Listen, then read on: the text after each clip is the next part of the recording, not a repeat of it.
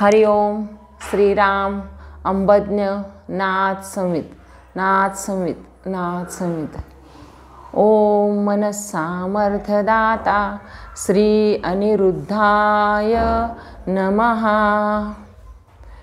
खऱ्या अर्थानं मनाला बळ देणाऱ्या, सामर्थ्य देणाऱ्या माझ्या बापूचे आणि माझ्या डॅडचे किती अनुभव सांगावेत तेवढे थोडेच आहेत। पण दैनंदिन जीवनात अनेक अनुभव येत असतात, पण त्यातला माझा एक आगळा वेगळा अनुभव मी आज या ठिकाणी सांगू इच्छिते। माझं नाव माधुरी मोहन पाठक, आष्टा उपासना केंद्र। मी बापूंच्या उपासनेत 2018 पासून म्हणजे अलीकडच गेल्या 4 वर्षापासून आले आहे। 12 एप्रिल 2018 हा आमच्या जीवनातला अत्यंत वाईट म्हणजे काळा दिवस। या दिवशी माझा 30 वर्षाचा तरणाताठा मुलगा, ME झालेला, इंजिनिअरिंग कॉलेजवर प्रोफेसर असलेला मुलगा या जगातून गेला आणि आमच्यावर दुःखाचा डोंगरच कोसळला।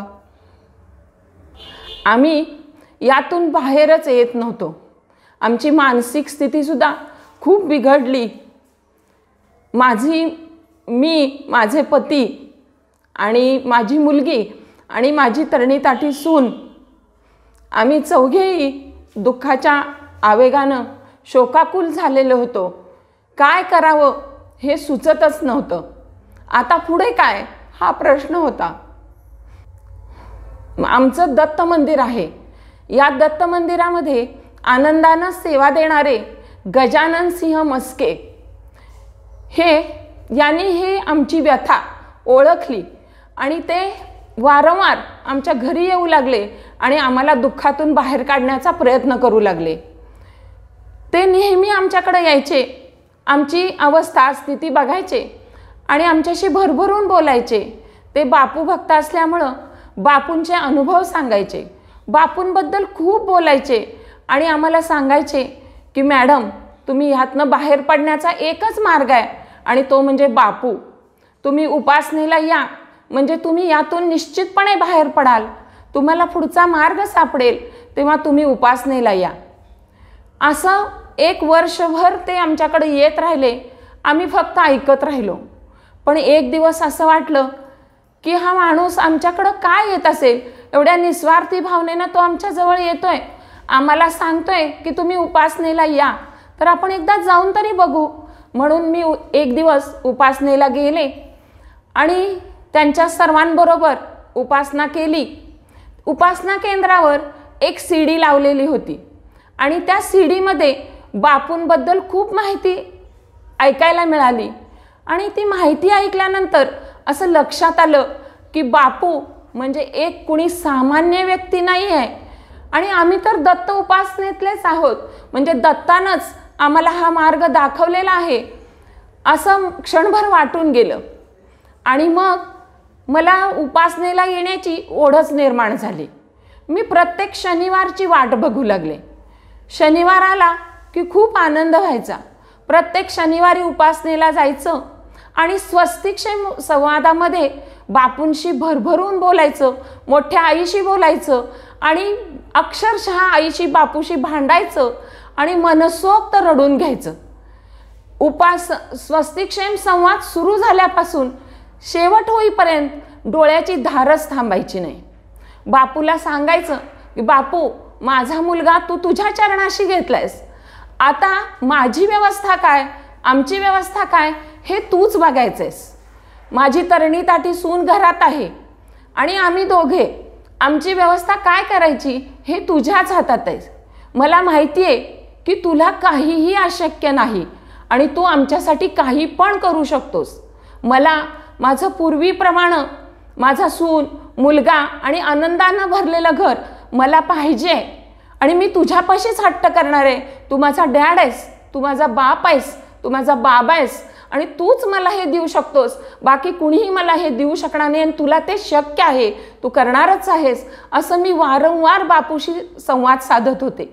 असं करता करता 3 वर्ष निघून गेली.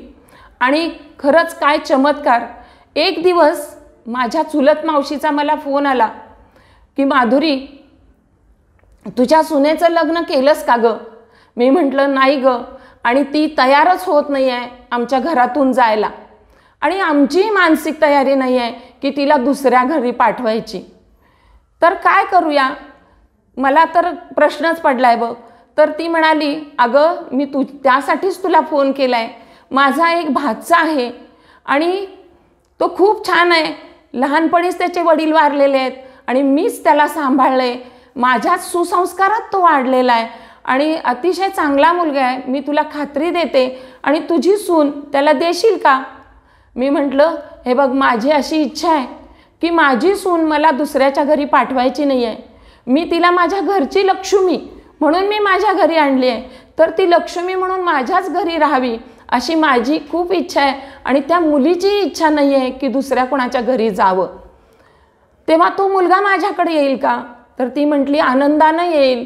तुझा मुलगा म्हणूनच तू त्याला ठेवून घे आणि त्याला तुझी सून दे.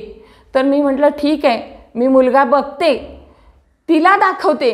तिला जर पसंत पडला, तो चांगला असला, माझ्या पसंतीला पडला, माझ्या मिस्टरांच्या पसंतीला पडला आणि मुलीला आवडला, तर नक्की आपण विचार करूया.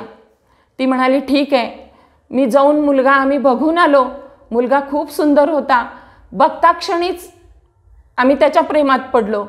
मुलीलाही दाखवला, तिलाही आवडला, पण मन तयार होत नव्हतं. सारखं शंकेची पाल चुकचुकत होती की हा मुलगा कसा असेल, तो मनमिळावा असेल का, आम्हाला समजून घेईल का, निर्व्यसनी असेल का, तो त्याच्या बायकोला म्हणजे माझ्या सुनेला समजून घेईल का, असं सारखे प्रश्न मनात यायचे.